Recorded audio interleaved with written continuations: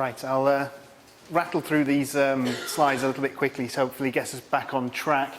Firstly an admission. I didn't do this, someone else did, but they told me how they did it, and now I'm telling you. So no complicated questions at the end, please. But I should be able to find some answers if you do want to come and talk to me about it afterwards.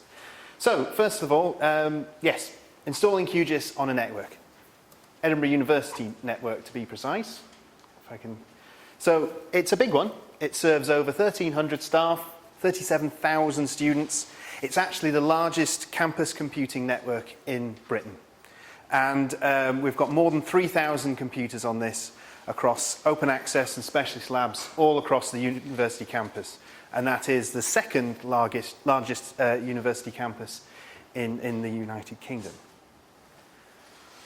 But before we can start putting software willy-nilly on all these computers, we need to find out about the human network. Who's using this software? What do they want? So before we were allowed to sort of spread QGIS across the network, we had to find out who these people were that wanted to use the software. We had to get them together. We grouped them. We actually set up a mailing list to do this. And then we had to inform them about what changes we were going to be making, when they were going to be made, that sort of stuff. So, first of all, we sort of polled these users. When do you want us to update the software? When's a good time? Not in the middle of a teaching year, things like that.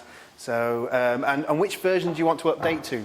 And that was really good. We have these long-term release versions of QGIS now, so that we can sort of settle on a more settled version of QGIS.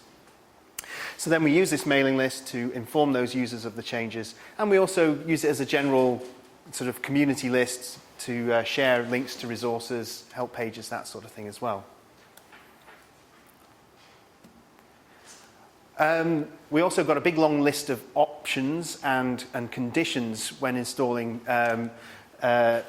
software on the university network. So we had to use the 64-bit. It's university policy now not to install 32-bit software on their PCs. Which we picked our version, which was 2.14.3, which was the latest long-term release at the time. University policy. No desktop icons when you're doing an install, and it must cleanly uninstall. They don't like putting software onto the computers, which then is really difficult and leaves folders here, there, and everywhere. So, first of all, how it wasn't done. So, usually the software would use something called AppV, which is a virtual app installer, but they didn't want to use it in this case. Initially, they were a bit worried about legacy versions that weren't installed using AppV not updating when we put the software in. Not really a problem for QGIS because it tends to do a clean install anyway. But what was more interest to me was the fact that if you installed it using AppV, it would then be very difficult for the users to just install the plugins as and when they needed them into QGIS. So that wasn't an option. QGIS doesn't come with an MSI or any other sort of standard installer that some of the software installers would recognize. And the scripting installer wasn't very well documented. So, no well-known scripting installer. The silent installer, they had to do a lot of trawling and digging around in forums to find out how to do it, because it wasn't particularly well documented. However, when they did search those forums, they found that it was actually quite easy. So this is how it was done. Really, really simple command. You just type in at the command line, just that one line of code. The /s means it's a silent install. The D, you just put in the location, and there you go.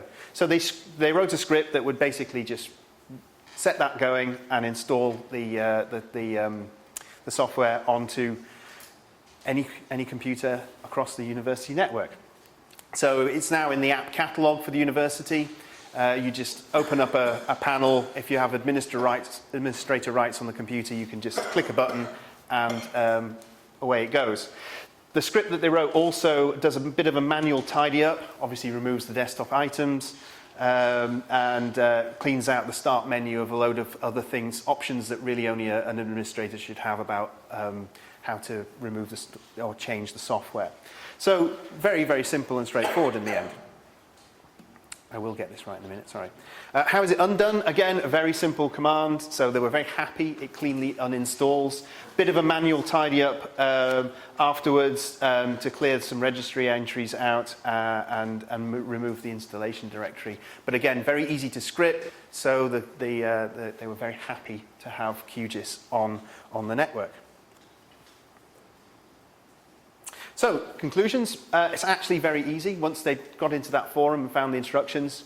Best to avoid virtual installers if you want those plugins to work. It's just good practice anyway, but getting that community so that you can consult across the university. Is it time for a change? Are you having problems? Or do you need some features from the latest version? Okay, how does everyone else feel about this? When's a good time to make the change? So there's really no need to be afraid of putting these open source software across these large network installations. And yes, we can't wait to repeat this process at some point. We'll wait for QGIS 3.2. That's probably the next long-term release version. Thank you very much.